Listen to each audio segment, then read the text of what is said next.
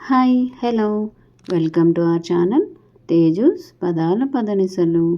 ఈరోజు మనం చెప్పుకోబోయే కథ చలి నివాసమై పార్ట్ 71. ఇంకా లేట్ చేయకుండా స్టోరీలోకి వెళ్ళిపోదాం. అయితే మా అమ్మ ఇప్పుడు మిమ్మల్ని క్షమించి మీతో వచ్చేయాలి అంతేనా? ఆభావంగా అడిగాడు అర్హంత్. మీ అమ్మ మాత్రమే కాదు, మీరు కూడా రావాలి చందు. నువ్వు ఆ ఇంటి వారసుడివి. ఇలా మాకు దూరంగా ఒంటరిగా ఉండడం కరెక్ట్ కాదు కదా. అర్హన్ మొహంలో ఎలాంటి ఫీలింగ్స్ తెలియకపోవడంతో కాస్త ధైర్యం చేసి అడిగింది జీవిత. అంటే మీరు చేసినవన్నీ కరెక్ట్, నేను చేసింది మాత్రం తప్పు అంతేనా? సూటిగా జీవిత కళ్ళలోకి చూస్తూ అడిగాడు. తడబడిపోయింది జీవిత. సమాధానం చెప్పలేకపోయింది. ఇప్పుడు నువ్వు క్షమాపణ చెప్పింది మా మీద అటాక్ జరిగిన దాని గురించి. మరి మీరు చేసిన మరో తప్పుకి క్షమాపణ లభిస్తుందా? క్షమాపణ చెప్పి తప్పుని సరిదిద్దుకున్నామని మీరు అనుకున్నా క్షమించే అంత పెద్ద మనసు ఇక్కడ ఎవ్వరికీ లేదు. మీరు చేసింది తప్పైతే క్షమాపణ లభిస్తుంది, కానీ మీరు చేసింది పాపం, మహాపాపం కోపంగా అన్నాడు అర్హంత్. లోచన అర్హంత్ భుజాన్ని గట్టిగా పట్టుకుంది కలవరంతో. తనని అలానే హోల్డ్ చేసి, మా అమ్మని నేను రమ్మని చెప్పలేదు, అలాగే వెళ్ళమని కూడా నేను చెప్పను. నేను తన కొడుకుని, తనకి పూర్తి హక్కు ఉంది నా దగ్గర ఉండడానికి. అలానే ఆ ఇంటి కోడలుగా అక్కడ ఉండడానికి కూడా పూర్తి హక్కు ఉంది. అలానే ఒకరు బ్రతిమాలితేనో లేక బెదిరిస్తేనో నా తల్లి తన నిర్ణయాన్ని మార్చుకోమని నేను చెప్పను.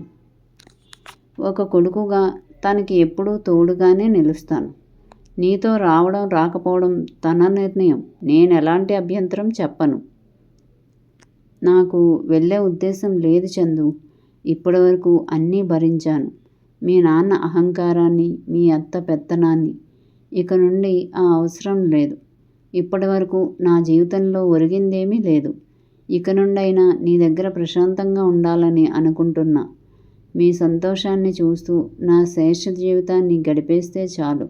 అంతకు మించి పెద్ద కోరికలు, ఆశలు నాకేమీ లేవు చెప్పి లేచి తన రూమ్కి వెళ్ళిపోయింది శారద. షాక్ కొట్టినట్టు చూసింది జీవిత. తన వదిన తనతో ఎప్పుడూ అలా మాట్లాడలేదు. అసలు తను అలా మాట్లాడగలదు అని కూడా తెలియదు. ఎలా రియాక్ట్ అవ్వాలో, ఏం మాట్లాడాలో కూడా తెలియక అలాగే నిలబడింది. విన్నావు కదా, అర్థమయ్యే ఉంటుంది కదా, ఇంక బయలుదేరితే మంచిది మొహమాటం లేకుండా అన్నాడు అర్హంత్.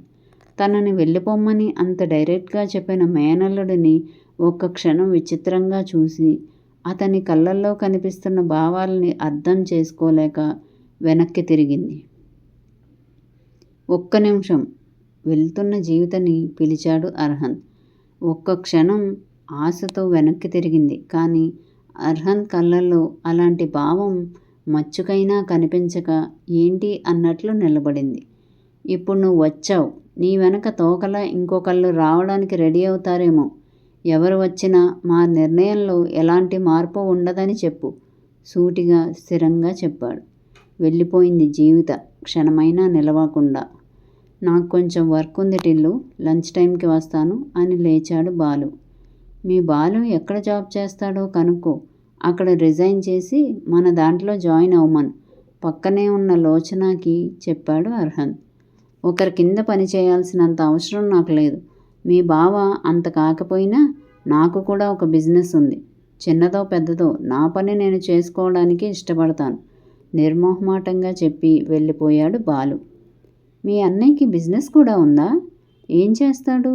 నవ్వుతూ అడిగాడు అర్హంత్. తెలియదు బావా, కానీ ఎప్పుడూ ల్యాప్టాప్లో పని చేస్తూనే ఉంటాడు, అచ్చంగా నీలా అర్హంత్ బుగ్గ లాగుతూ అంది లోచన.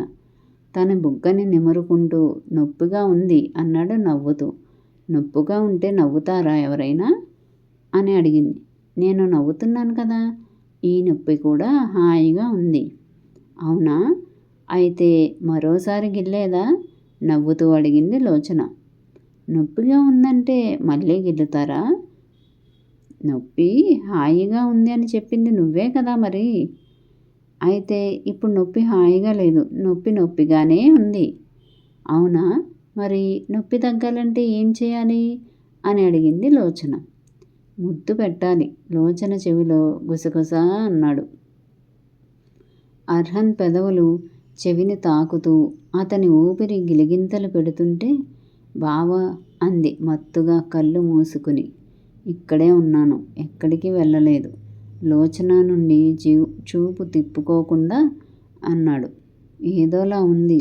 అర్హన్ భుజం మీద వాలిపోయి అంది. నాకు అలానే ఉంది. మరేం చేద్దాం చెప్పు హస్కీ వాయిస్తో అన్నాడు. నువ్వు ఇలా మాట్లాడొద్దు ముద్దుగా మూతి ముడిచి అంది. ఏ ఇలా మాట్లాడితే ఏమవుతుంది అదే వాయిస్తో అడిగాడు. అర్హన్ బుగ్గ మీద పెదవులు నిలిపి, ఇలా ముద్దు పెట్టాలని అనిపిస్తుంది చెప్పడం పూర్తవడంతోనే పరుగున రూంలోకి పారిపోయింది. నవ్వుకుంటూ వెనకే వెళ్ళబోయిన అర్హన్ మాధవ్ దగ్గర నుండి ఫోన్ రావడంతో ఆగిపోయాడు. రేయ్, మరో 2 ప్రాజెక్ట్స్ ఓకే అయ్యాయి. కొంతమంది స్టాఫ్ని కూడా రిక్రూట్ చేసుకుంటున్నాను. నువ్వు ఒకసారి వచ్చి వెళ్తే బాగుంటుంది. అర్హన్ ఫోన్ లిఫ్ట్ చేయగానే చెప్పాడు మాధవ్. వస్తాను, కానీ ఆ ఇంటర్వ్యూస్ అవన్నీ నువ్వే చూసుకో. ప్రాజెక్ట్కి సంబంధించిన ఫైల్స్ నాకు పంపించు ఒకసారి. ఓకేరా అని ఆగిపోవడంతో ఇంకేమైనా చెప్పాలా అని అడిగాడు అర్హన్. నీ మీద జరిగిన అటాక్ గురించి మీ డాడీకి తెలియదు. ఓన్లీ మీ అత్తనే ప్లాన్ చేసింది. ఆ ఇంట్లో వర్క్ చేస్తున్న హెడ్ కుక్ పూర్తిగా మన వైపున ఉండడానికి ఒప్పుకుంది. అక్కడ జరిగేది ప్రతిదీ మనకి అప్డేట్ ఇస్తుంది. కానీ ఎందుకు నువ్వు ఆ ఇంట్లో మన మనిషి ఒకరు ఉండాలని చెప్పావు అని అడిగాడు మాధవ్. అక్కడ ఏం జరుగుతుందో తెలుసుకోవడానికి నాకు వేరే మార్గం లేదు. సెక్యూరిటీ వాళ్ళతో మాట్లాడొచ్చు, కానీ వాళ్ళందరూ నానమ్మకి నమ్మిన బంట్లు. అందుకే వేరొకరిని చూడమన్నాను. ఎవరిని నమ్మడానికి లేదు. నా జాగ్రత్తలో నేను ఉండాలనుకుంటున్నాను అని అన్నాడు అర్హన్. నువ్వన్నది నిజమే. నాకు మరొక విషయం తెలిసింది. ఏంటా విషయం? స్వీటీని ఎవరు కిడ్నాప్ చేయలేదు. సెక్యూరిటీ మెయిన్ హెడ్ తనను తీసుకెళ్ళి కారులో పడుకోబెట్టాడు. అది కూడా మీ నానమ్మ పర్యవేక్షణలో. అసలు విషయం చెప్పాడు మాధవ్. నేను గెస్ చేశాను. స్వీటీ కిడ్నాప్ వెనుక నానమ్మ ఉంటుందని ఎక్స్పెక్ట్ చేశాను.